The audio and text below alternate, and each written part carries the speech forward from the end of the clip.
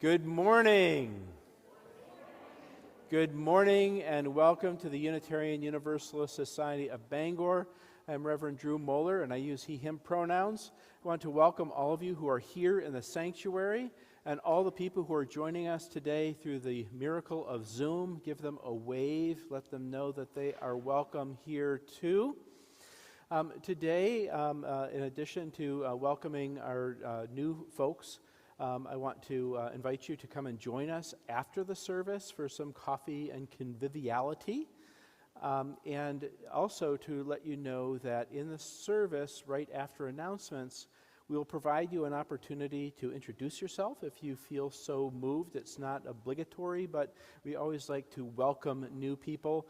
And you don't have to prepare a speech, just your name and where you're from or what brought you in this morning is just fine. So, with all of that, I'm going to invite my companion here in service work, Kat, to offer our announcements. Good morning. There's a lot happening here at UUSB. I'm going to highlight a few things, but I really encourage you to check out the written, printed announcements to make sure that you catch up with all of the exciting events happening here this month. Today, we are doing a special Ringing Bells and Feeding Souls food collection. So if you brought your food, don't forget to put it in the collection area. And right after the service, there'll be the Spirit of Drumming. There are also a few festive adornments left. There's one holiday wreath and a few swags left hanging in the hallway here. So if you're interested in snatching up those last special things, see Sue. The wreath is $28 and the swags are $10. So real bargain. Decorated by our very own elves. All right. We had on Friday the gift basket auction, which was a huge success. Really a lot of fun. And we made $2,400, and there are additional items that you can purchase for Christmas out for the holidays in general, out on the tables in the Dorothy. If you were lucky enough to snag a basket on Friday, you can pay for that by putting a check or funds in an envelope into the collection today, if that works for you. So that's an option. And we also need more greeters. So if you are interested in being a greeter, those lovely smiling people who meet you in the doorway, whether you're late or not, which happens to me sometimes, they're always happy to see you. And they're really important and wonderful and handing out those things. So if you're interested, there's a training tomorrow. And check out the details in the order of service. And you can contact Eleanor Steele if you want to learn more and help out in that way. On the 21st, there's a Winter Solstice Journey Through Song concert, so that promises to be spectacular and wonderful. Don't miss it. And if you want to help out for getting us ready to decorate our sanctuary to make it even more gorgeous, poinsettia donations for Christmas Eve. There are envelopes available, special envelopes available where you can put some funds, and that's right there. So please consider helping out with that. And last thing I'll mention is that I think you've heard by now, UUSB now runs on the sun. We have the fantastic solar panels installed on the roof. I know, right? We really deeply care about the environment here at UUSB, and it's wonderful to add that big thing to our list of ways that we walk the talk. If you want to contribute to the solar project, see Mark McCullough at church or contact him at his email listed in the announcements before December 31st. Oh, we have one more.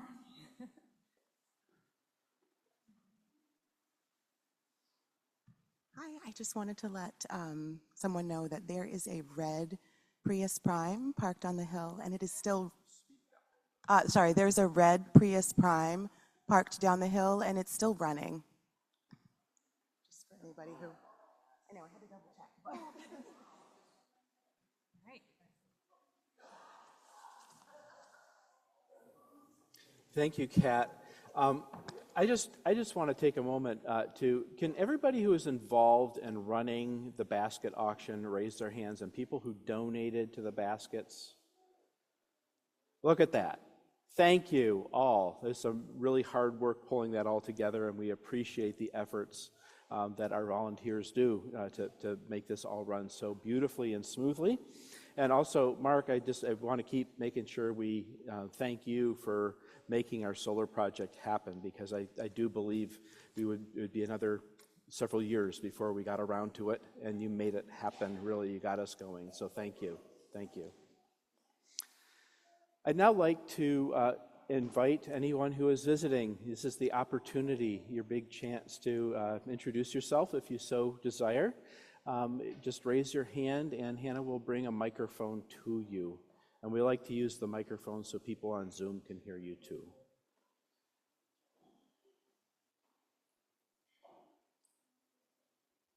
The volume's low. You want it higher? Can we get just a little bit more volume, Glenn? Apparently a couple people are asking for it. If we can do it and not get feedback, that would be great. Okay, good. So anybody want to introduce themselves this morning?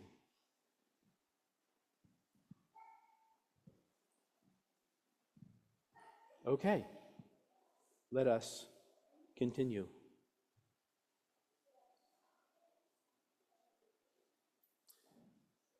Let us take a moment to just pause in the middle of the holiday hubbub, the wreaths, the baskets, the parties, the gatherings, the family, the friends, the shopping, the frenzy of this season. And let us just take a moment to breathe deeply. Come into this space made holy by your presence. Hear the wisdom of your heart, whatever it is saying to you right now.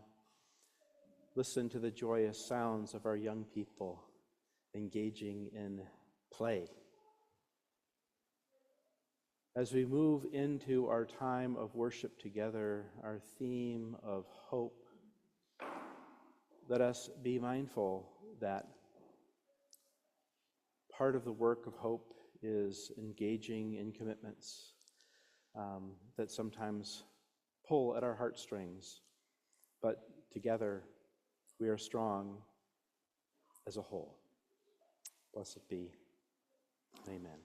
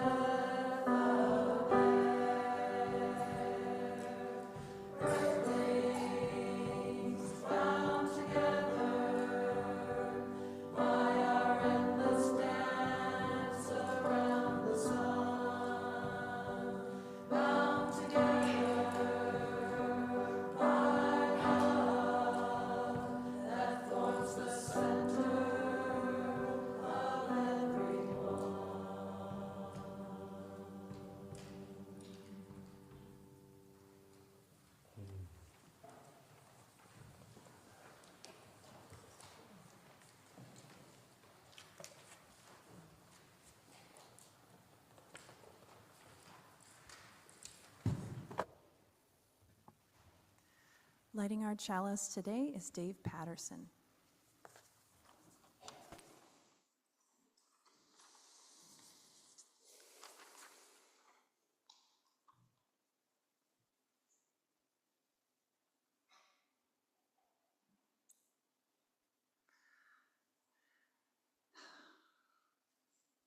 The reading for the chalice lighting today is We Are Waiting by Reverend Leslie Takash. This is the season of anticipation, of expecting, of hoping, of wanting. This is the time of expecting the arrival of something or someone. We are waiting. This is the time of living in darkness, in the hues of unknowing, of being quiet, of reflecting on a year almost past, waiting for a new beginning, for a closing or an end. This is the time for digesting the lessons of days gone past, anticipating the future for which we are waiting. Waiting for a world which can know justice, waiting for a lasting peace, waiting for the bridge to span the divides which separate us, waiting for a promise or a hope. For all of this, we are waiting.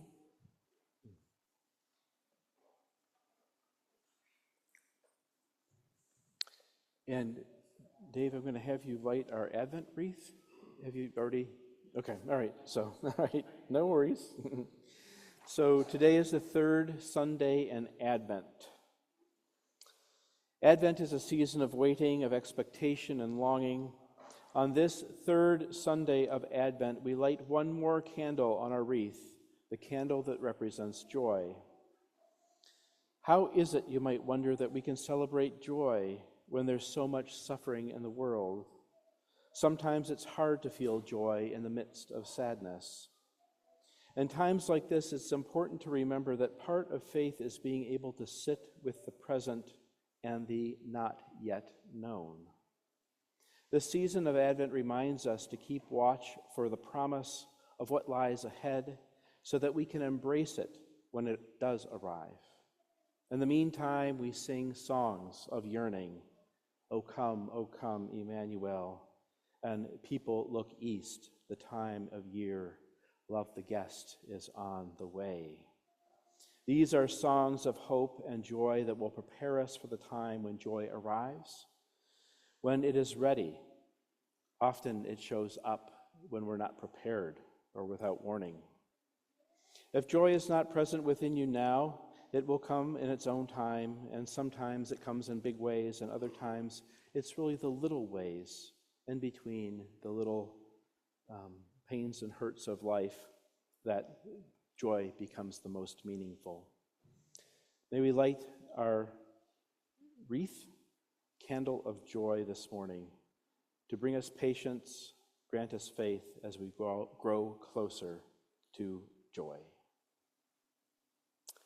I now invite you to rise in body or in spirit to sing our opening hymn, Light One Candle, which is 221. We're going to sing all three verses. It goes pretty quick.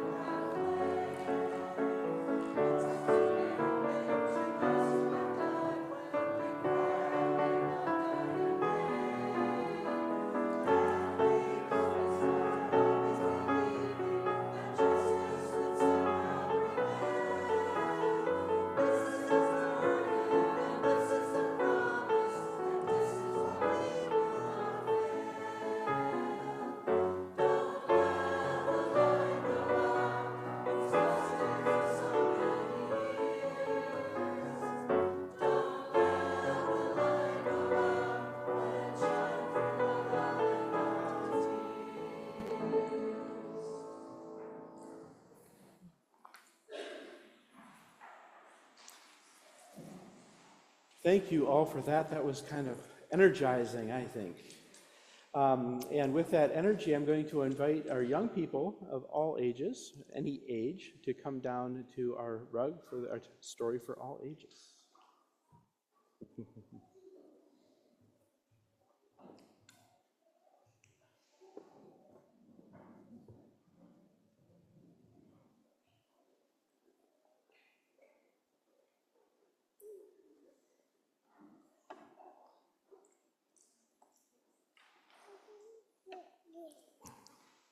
Hello, everyone. How are you today? Good.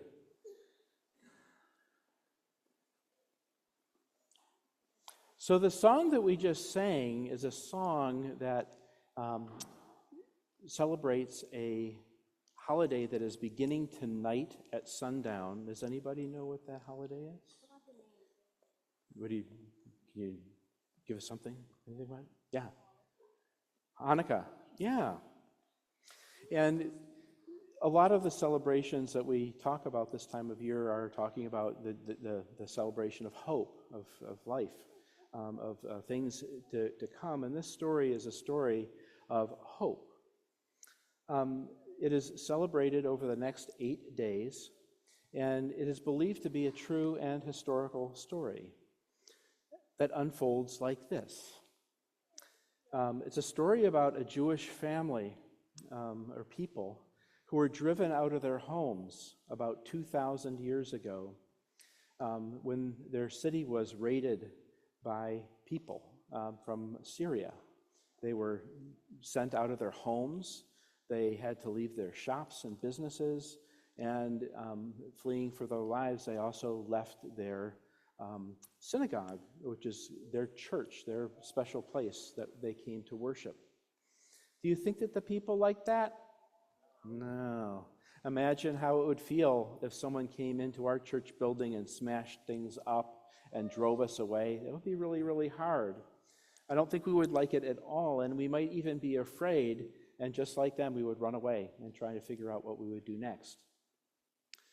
So what they did is that they did run away for a little while, and they tried to figure out what they would do. They fled because they didn't want to get hurt. They were afraid for their own safety. In their moments of being afraid, there was one small group of people, one family, that decided that, called the Maccabees, and they decided that they were not going to let these Syrian invaders get away with stealing their land or preventing them from living or worshiping the way that they wanted to.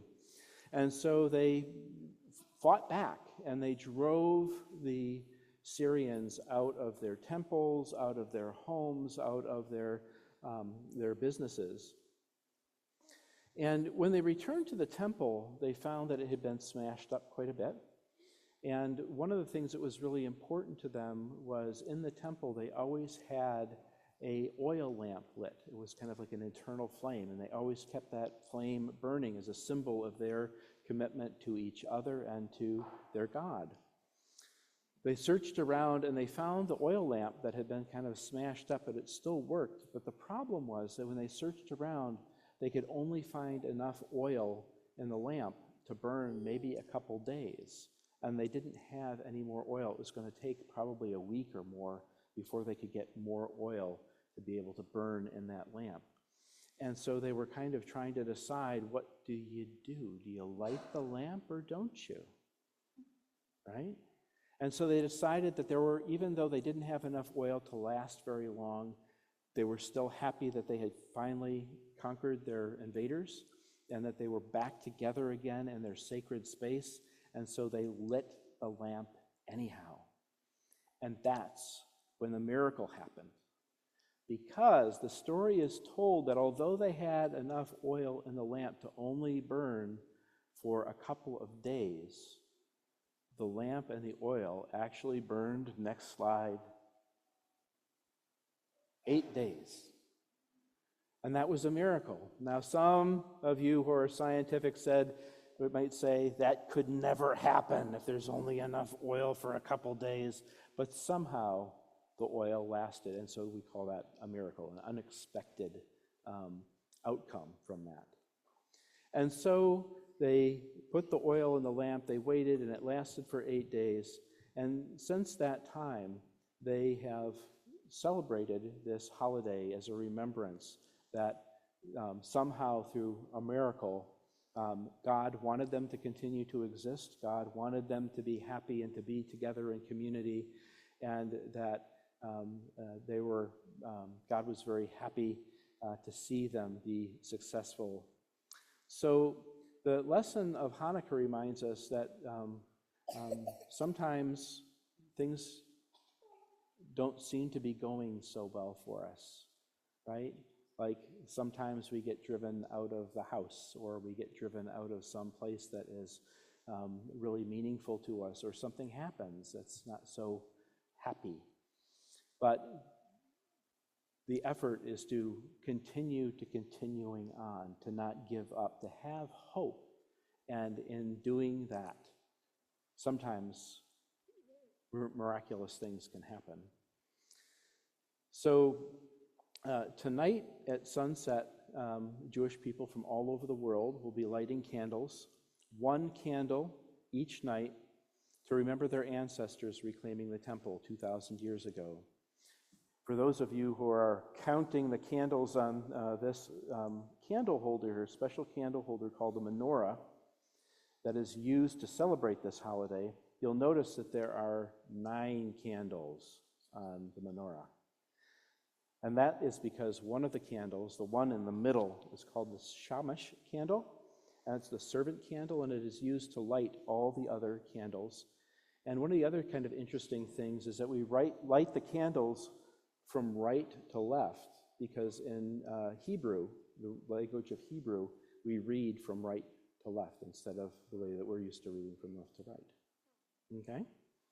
So there are other celebrations that happen when people celebrate Hanukkah. Because the oil in the lamp was made with olives, like olive oil, people celebrate by eating fried foods, one of my favorite foods, fried foods. And so they will eat potato pancakes, latkes, which are really, really yummy, and donuts and other things that are fried in olive oil. One of the things that, if you decide that you want to celebrate Hanukkah at home, it's really important that you follow some of the traditions of lighting from right to left. There are also 3 prayers. There's a special prayer that is said on the first night when you light the candles, and there are 2 prayers that are said every night. And if you're going to do that, maybe talk to your parents and have them look that up on the internet, because I think that's a way of showing respect for the tradition of lighting those candles. So, in the next week or so, if you're walking around the neighborhood and you see a menorah or you see a bunch of candles lit in the window, know that it's your neighbors celebrating Hanukkah, and the spirit of hope that's still very much alive for them and for all of us in this holiday season.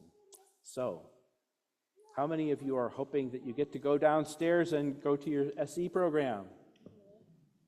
Oh, come on. A little more energy there. Let's, hey. Thank you for listening.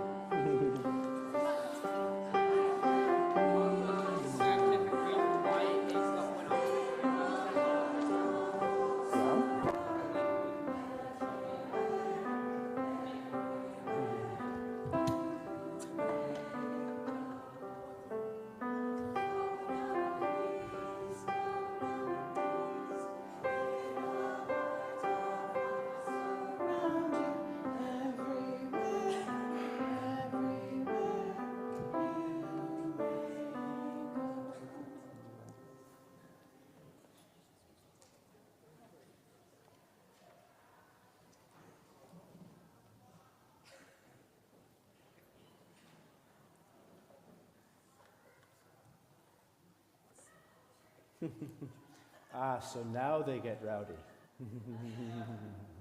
I see how that works. So now is the time in our service when we pause to reflect and share with our beloved community the joys and sorrows that make up the experiences of our lives. This is a special sacred time, a time for deep sharing, a time for introspection, and a time to kind of surrender some of the things that we are carrying to this beloved community to help us hold them. If you have a joy or a sorrow that you wish to share this morning, in a moment I'll invite you to come forward and we'll form a line here as we're already modeling. And you can share your joy or sorrow and light a candle. And for those of you who are joining us on Zoom, we will give you an opportunity to type your joy or sorrow. Just go ahead and start typing it into the chat, and Kat will read that for you, and I will light a candle for you as well. So please take a moment now to come forward if you wish to share a joy or a sorrow. Who is in recovery and doing some of that hard work right now.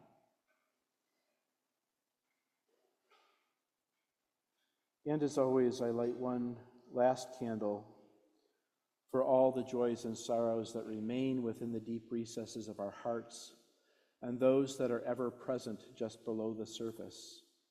May those joys and sorrows find hope, love, and connection, and may they find a nonviolent release. Please join me in the spirit of meditation and prayer. Great universal spirit, interconnected web of which we are part, we gather together in this beloved community to share these joys and sorrows that remain dear to our hearts. Today, we remember those who are ill and infirm, who are struggling. We particularly hold in our hearts all the families, the communities of Brown University and the students, and also the people in Australia who are waking up to a horrific act of violence that has killed so many of their friends and family members. Spirit, we also hold animals, pets in our hearts, and the way that they are part of our family and their ill health also affects us all. We also hold the joys of completing a first semester in grad school, what an accomplishment, and for the joys of the holiday season. May we hold this mix of emotions together as we remember the joys and sorrows of this community. We gather because we know that each life tells an important story and that each life holds a deep and abiding truth. By coming together and sharing in this way, we grow closer to each other and we grow closer to becoming one. Blessed be. Amen.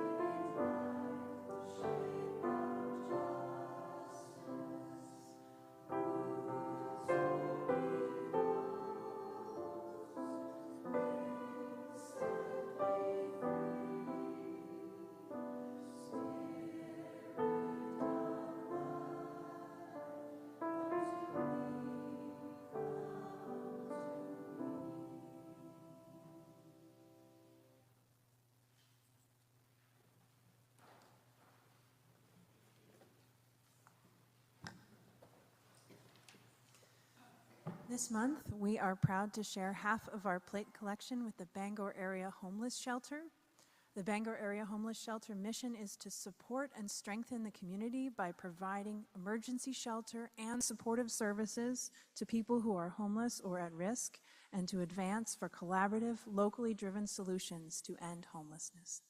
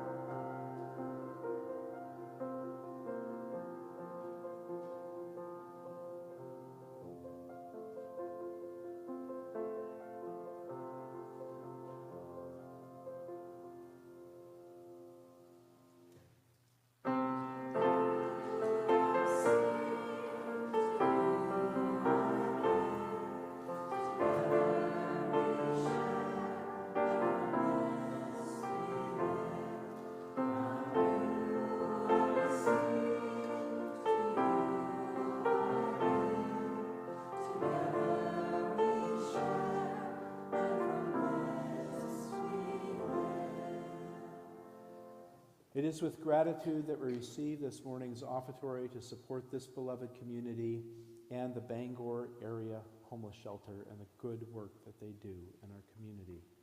Blessed be.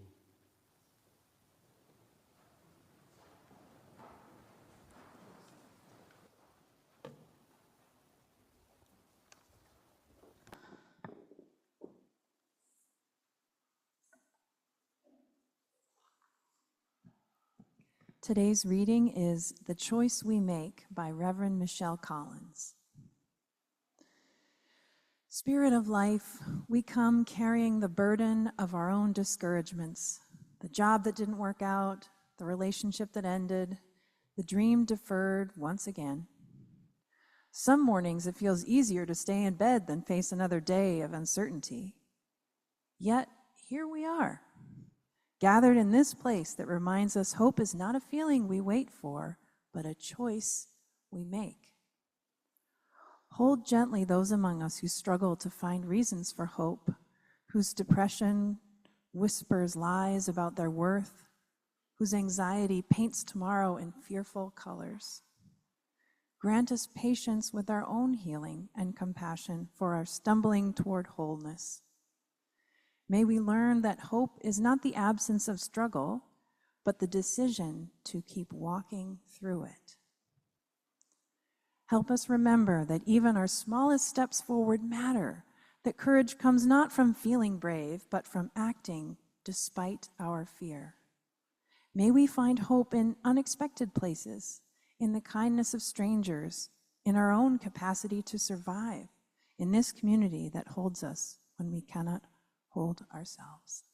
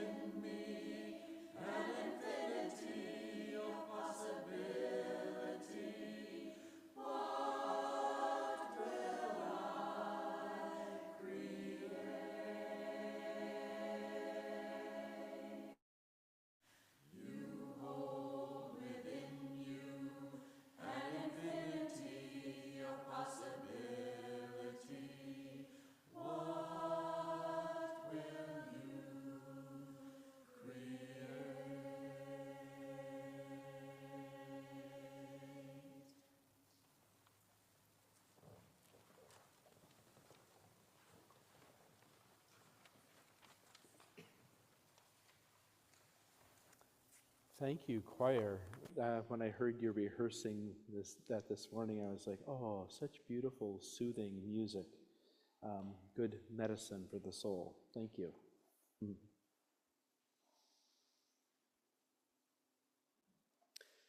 Holiday times can be busy as we prepare merrymaking and other festive celebrations. It is a time for the natural world to rest, whether there is still great abundance stored from summer and autumn's harvest. There is something about the change of season, the long, cold, dark nights that lend themselves well to telling stories and regaining wisdom that never seems to wear out. I rarely read the same books twice, but I find it remarkable that year after year we seem to tell the same old stories of Advent, Bodhi Day, Hanukkah, and Christmas, even though we know how the stories end.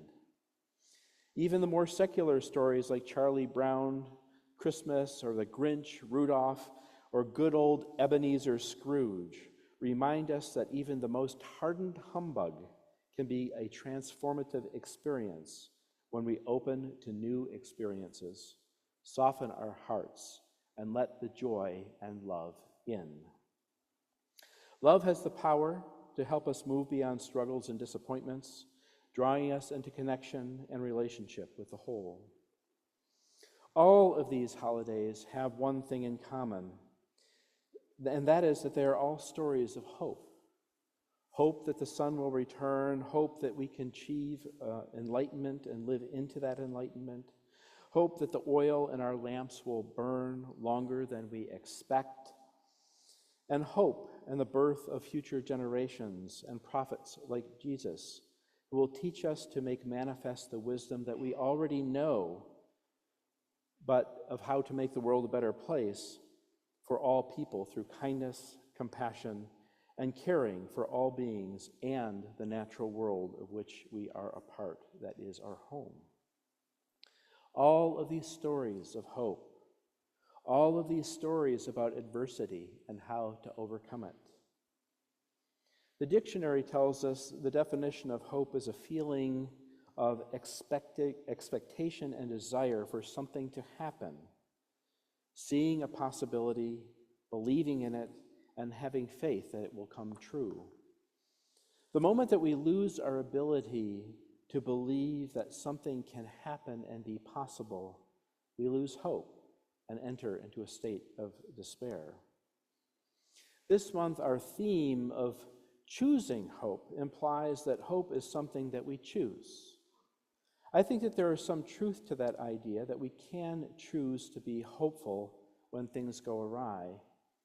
And then I listen to the wisdom of poets like Emily Dickinson, who says, hope is a thing with feathers. It perches in the soul, it sings the tune without words, and never stops at all. The sweetest in the gale is heard, the sore must be the storm that could abash the little bird that kept so many warm. I've heard it in the chillest land and on the strangest sea, yet never in extremity it asked a crumb of me. This poem implies that hope is just there. It doesn't ask us to choose it. It is just there as one of the many forces of the universe that we can connect to or not. Maybe it's something, or maybe it's not something that we choose. Maybe it's something that chooses us, similar to the concept of grace. The more I reflect on hope, the more I believe that it is an innate part of our human spirit. It is a survival instinct or defense mechanism that humans have evolved into. It's a trait that helps us manage moments in our lives when we feel overwhelmed, frustrated, and ready to give up. Perhaps it's a psychological response or physiological response to living in the northern hemisphere in winter when the nights grow long and the days are short and cold. I think that a better theme for this month might not be so much choosing hope, but more the question of how do we connect with hope, especially in difficult times. Each of us at some point in our lives have experienced a sense of hopelessness, a feeling that there was no way to get out of the rut of intense physical or emotional suffering that we were experiencing in that particular moment. The question is, in those moments of despair, what kept us going? How could we continue to function when we felt powerless against the changing tide? I suspect that the answer will vary greatly from person to person, and yet there is a way that all of our answers might be related. In their book, The Book of Hope, a survival guide to trying times, primatologist, anthropologist, and activist Jane Goodall and co-author Douglas Abrams Abrams, who asked the question of Jane, what brings her hope? She responds with 4 points, each given a whole chapter in the book. And if you haven't had a chance to read the book, I highly recommend that you do. The audiobook is phenomenal. It's Jane being interviewed. Douglas Abrams is the same person who did the Book of Joy with the Dalai Lama and Archbishop Desmond Tutu, if you're familiar with that. Very inspiring book. Her main points of what gives her hope are boiled down to 4. First, her belief in the amazing human intellect. Goodall highlights all the human capacity for ingenuity and problem solving, emphasizing that our intellect, when used efficiently, can develop innovative solutions to address the environmental challenges such as climate change. She also talks about the importance of the resilience of nature. She says nature provides an inspiring examples of ecosystems and species who have recovered from the brink of destruction when given a chance, demonstrating its ability to heal itself if humanity reduces its harmful effects. She also says that she really believes in the power of young people. She draws significant hope from the passion, commitment, and global awareness of young people who are actively working on environmental and social projects around the world, often inspiring older generations to change their ways. It's young people who seem to see things in new ways and are willing to try new things that might be considered a little risky for us older folks. And finally, her faith in hope is in the indomitable human spirit. She shares moving stories in the book of extraordinary human perseverance, courage, and the determination to face adversity, showcasing the strength of the human spirit to overcome immense obstacles and affect positive change. Jane's overarching perspective is that hope is active, it is not passive. Having hope for a particular outcome without action, she says, is unchecked optimism, not hope.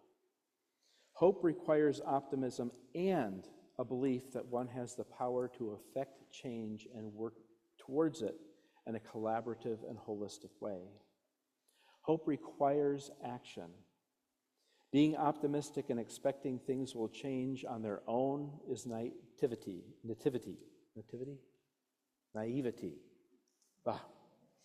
It doesn't matter whether we accomplish everything that we set out to do. Hope is the feeling of empowerment that what you have to contribute will help lead to a better outcome. The interesting thing about hope in the human spirit is that even though hope may be a natural part of our being, there is something in our psyche that can also overcome or shut down our ability to hope. People who have lived in a world where they believe that things cannot get better for them or that their actions will not make a difference, makes it really hard for them to survive. There's a part of our being that can disrupt that natural state of hope and make us hopeless. I think we've all met somebody who has fallen into that rut. I am guessing that all of us have experienced a sense of paralysis at one point in our lives. These are the kinds of dynamics that lead people to suicide, depression, or living really difficult lives of long, long suffering. It's amazing what the human body and mind can endure. That is why we must continue working to create opportunities for everyone, opportunities that help people see the possibilities and become aware of their own power and liberation. Last night at a holiday party, I was talking to someone who has been involved in the Challenger program here in Bangor. How many people are familiar with the Challenger program? It's a space education program. This program brings 6th grade students to a center that is dedicated to teaching science and space. The kids come from all over the state and often come from places where the idea of being an astronaut, an engineer, or a leader feels very remote. But the program is designed to make kids run the mission. They're given a mission just like they were on a space shuttle, and they have to navigate launch and landing and all these different things. They are assigned roles, they are briefed and expected to execute the mock mission.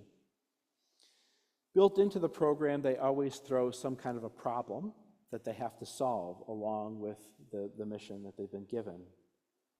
The power of this program lies in putting kids who are not used to being in control, of putting them into a place where they make their own decisions and have to work collaboratively to make it all work. The person that I spoke to said it was amazing to watch how young people grow. Kids who might have struggled in math or behaviorally in their school environments unexpectedly just come to life, and their teachers stand there dumbfounded, and they can't believe what their students are capable of doing. This is an example of how when young people are asked to do something cool and grown up, that they can become creative and feel like they have power to make decisions that can make a difference.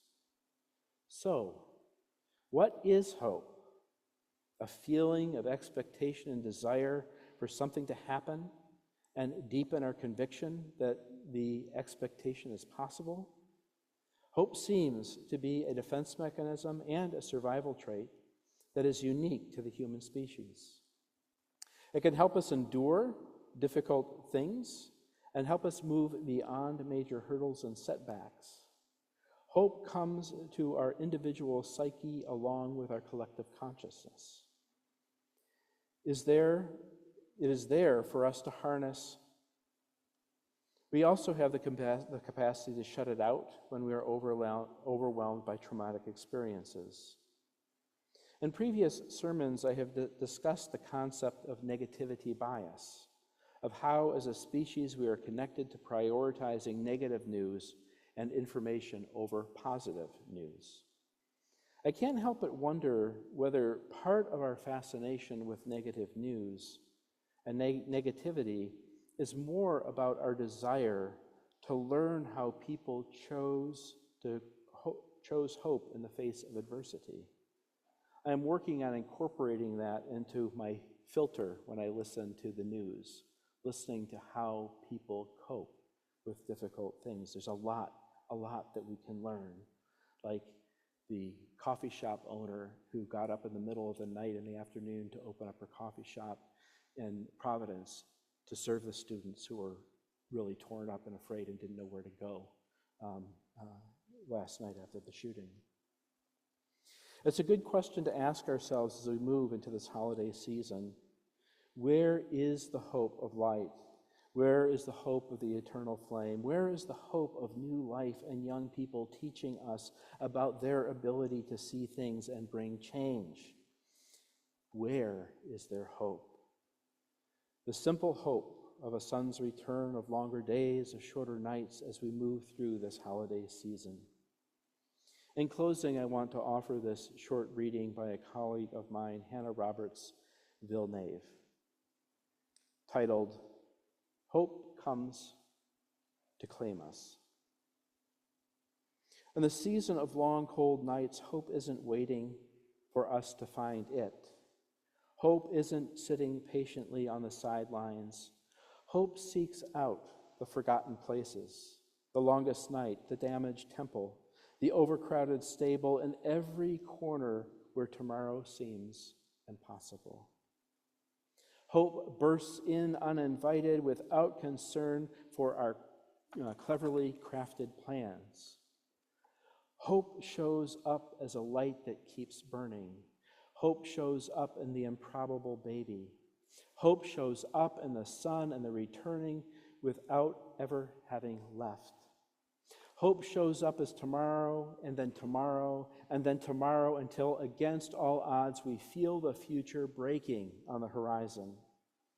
When we are weary from battle, when empire seems inevitable, and when darkness is growing around us, hope comes to claim us, and we have the chance to say yes. May it be so. I now invite you to join in singing our closing hymn. And this is a new hymn, so we're going to play it through. We're going to play it one time through. This is one of the new hymns that are on the new online UU hymnal, Sing Out Love.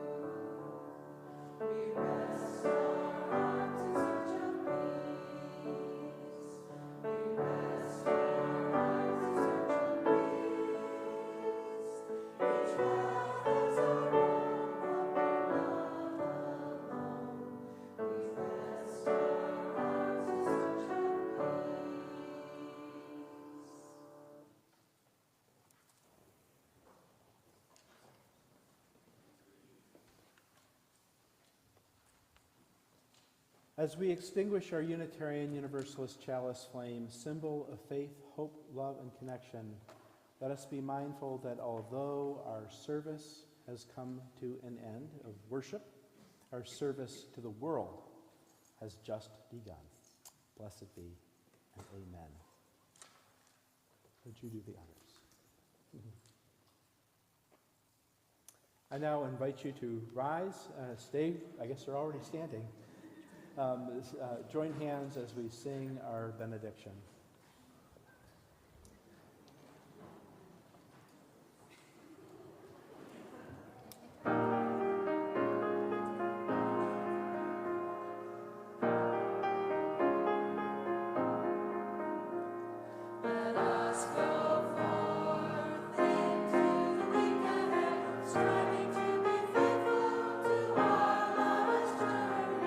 Starting the needs of the earth and its